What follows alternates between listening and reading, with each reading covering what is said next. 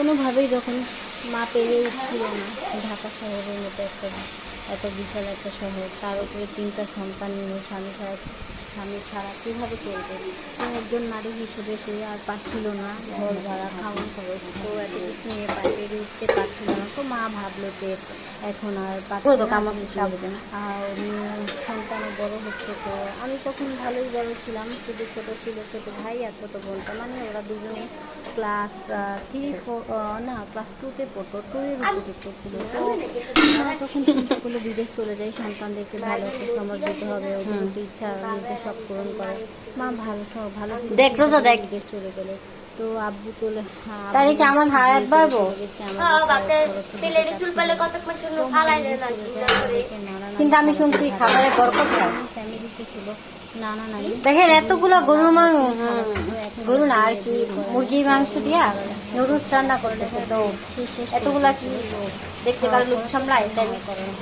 Mini একটা piece নিলাম। বিয়ে করেছে, তার একটা ছেলে ছিল, তারপরে আরেক খালা তার হাজবেন্ড সৌদি থাকতো, বাট আমার হাজবেন্ড ঠিক মতো খরচ দিত না, ওই খালাও চাকরি করতো। তো আমার মা বিদেশ যাওয়ার পরে দুনো খালা চাকরি ছেড়ে দেয়, আরেক খালার হাজবেন্ড সেও চাকরি ছেড়ে দেয়, কারণ আমার মা বিদেশ গেছে, এখন আর সে চাকরি করে কী করবে, আমার মা টাকা দিয়ে পুরোটা সংসার চলবে সেই ভরসায় তারা চাকরিটা ছেড়ে দেয়। এখন চাকরি ছেড়ে সে ঘরে বসে পড়ে, 2টা ডিম দিয়ে দিচ্ছে, প্রতিদিন চাকরিতে যায় না, তার খাবার খরচ দেয় না, তার হাত খরচ দিতে চায় না।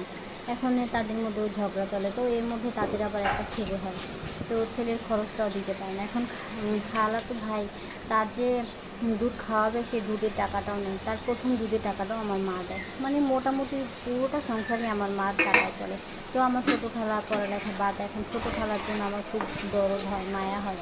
তো ছোটো খালা আবার ছিল আমার খুব ক্লোজ, বলতে গেলে ফ্রেন্ডের মতোই ছিল, খুব বেশি আপন ছিল, আদরের ছিল, যদিও এখন সম্পর্কটা নাই, কারণ মানুষ বড় হলে তাকানোর বা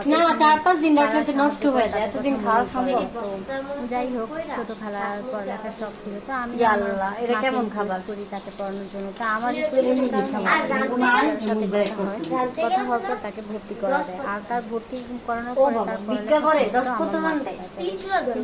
তারা এতটাই স্বীকার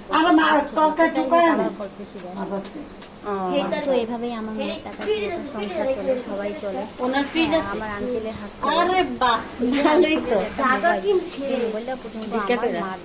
দেশ থেকে ফোন নানি কলা কৌশলে যাই হোক, পুরোটা সংসার আমার মার টাকায় চলে। বাকি গল্প শুনতে পেজে ফলো দিয়ে থাকবেন, সাবস্ক্রাইব দিবেন, অবশ্যই বাকি গল্পটা শুনবেন।